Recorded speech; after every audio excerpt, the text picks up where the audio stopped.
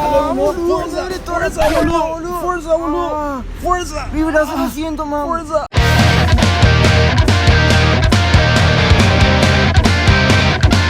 Sí, señores, llega un momento donde tenés que ponerte en forma o si no, no llegas al verano. Y siempre que vas por primera vez al gimnasio, esperas resultados positivos. Pero déjame decirte que eso lleva su tiempo. Bien, mi primer día. Seguro que al finalizar voy a tener todo marcado.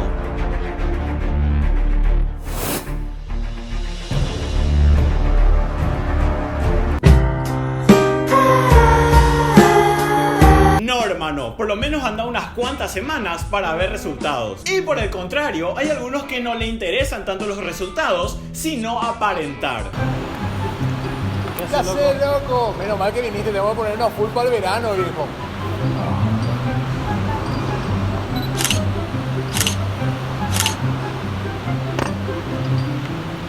Hashtag en el gym.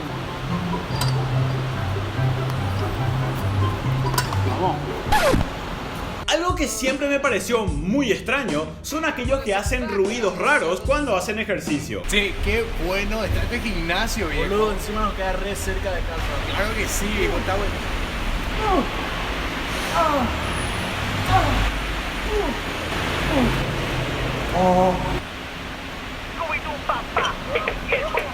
Y como hay personas que jamás en su vida pisaron un gimnasio, no es nada raro que su primer día sea un poquito agotador. Sí, ¿hace cuánto tenés este gimnasio? Oye, primer día, loco.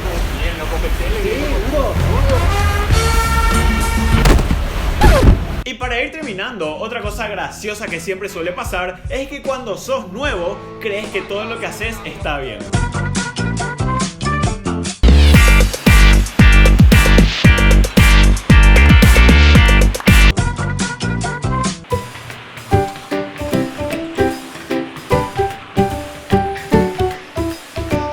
En fin, muchísimas gracias a Plaza Fitness por toda la buena onda. Pueden seguirlos en todas sus redes sociales. Y como siempre, muy bien, hasta aquí el videoblog de hoy. No se olviden de seguirnos en Twitter e Instagram, @desoxigenados. Y tampoco se olviden de suscribirse a este canal y activar la campanita de notificaciones para que YouTube les avise cuando subimos un nuevo video. Nos vemos en el próximo vlog.